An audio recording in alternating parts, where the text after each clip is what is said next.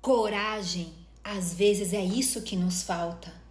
Às vezes nós temos lá no íntimo querendo ter essa coragem, mas não sabe como. Muitas vezes, antes mesmo de nós nascermos, a nossa história já é escrita por nossa família.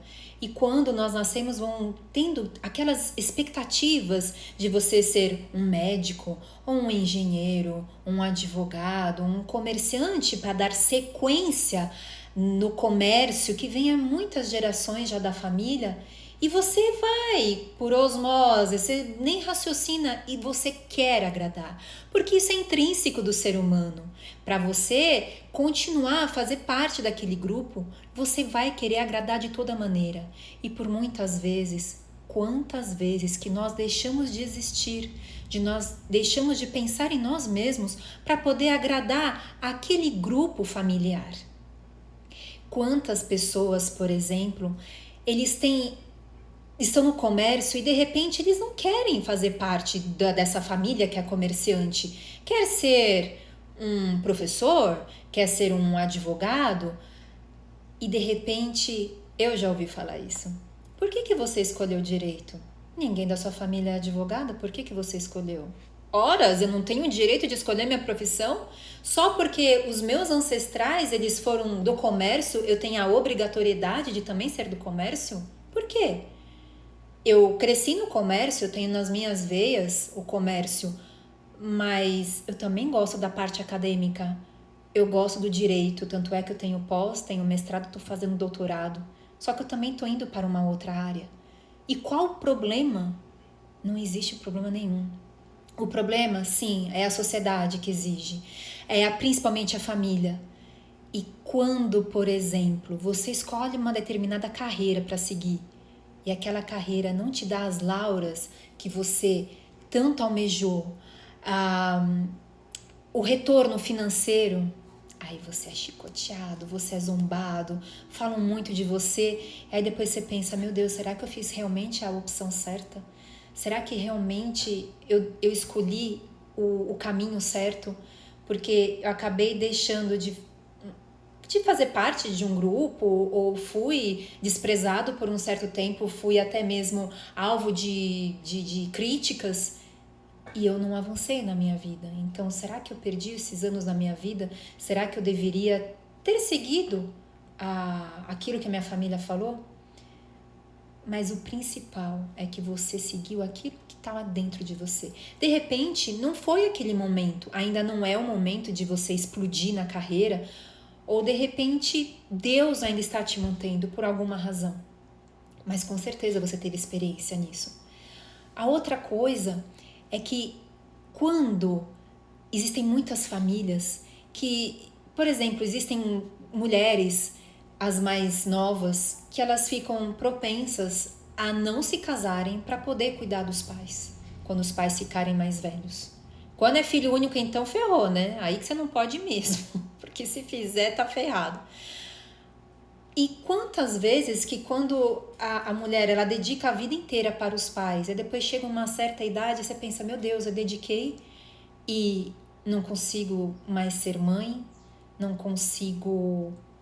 posso mais ser mãe, deixei toda a minha vida para trás, e depois vem aquela raiva. Poxa, os meus irmãos, eles conquistaram, eles são pais, têm filhos, agora são avós, e eu não consegui nada.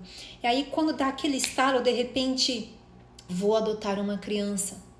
E aí, depois, este start, vem também uma rejeição da família. Você não pode adotar uma criança. Nós só aceitamos filhos biológicos, filhos do nosso próprio sangue. Quantas crianças que estão no orfanato precisando de um pai, de uma mãe? Quantas crianças estão abandonadas e quantas crianças que perderam seus pais e precisam de um lar? E ao mesmo tempo, quantos pais que querem ser pais e não conseguem? Já tentaram todos os tratamentos possíveis e imagináveis e não conseguem.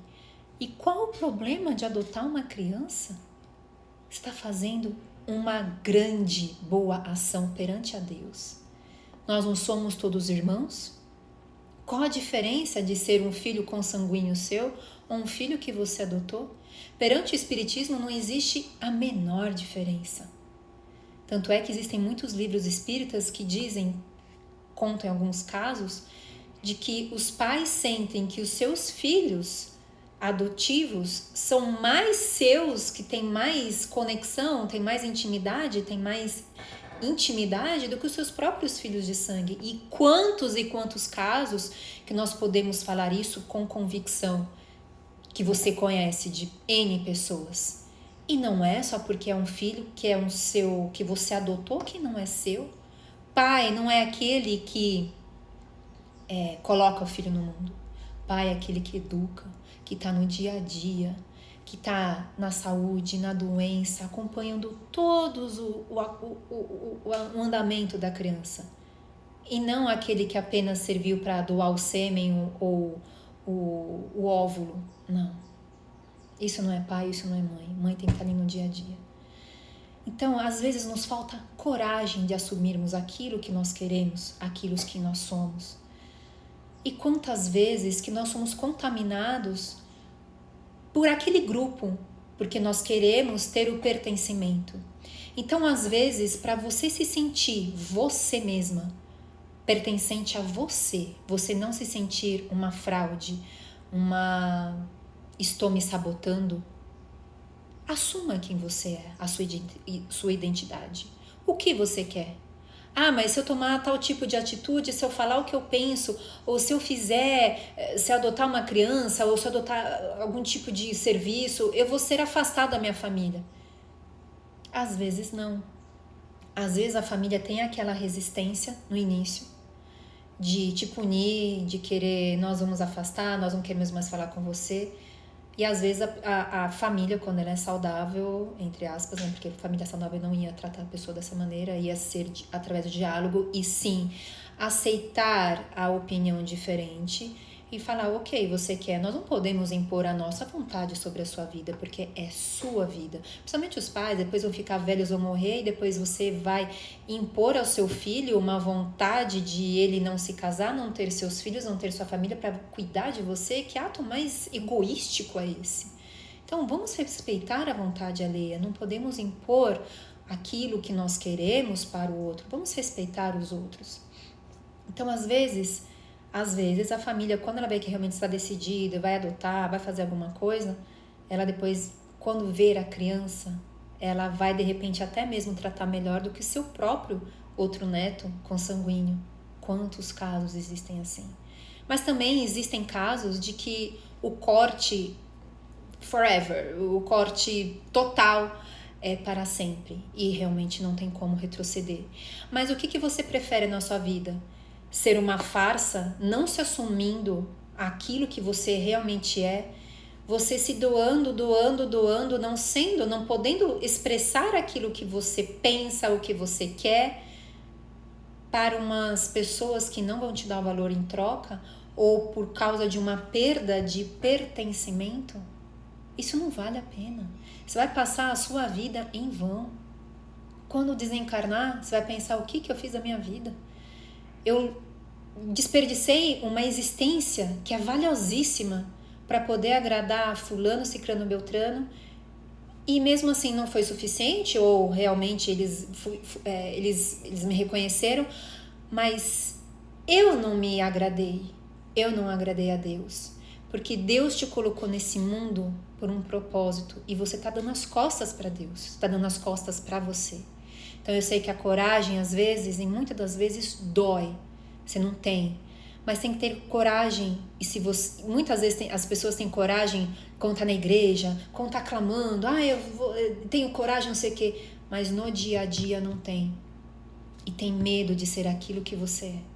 Então vamos assumir nosso papel, mesmo que não faça parte daquele grupo de pertencimento, que você seja excluído por um tempo ou para sempre. Você tem Deus, procura um psicólogo, um terapeuta, ou um outro grupo que realmente te acolha, um amigo de repente. O terapeuta, às vezes você não tem esse outro grupo, mas o terapeuta já é o suficiente para te ajudar neste novo caminho. Então, agradeço, compartilhe, adjudando, a advogada sempre te ajudando. Um grande beijo e fique com Deus. já deu tudo certo.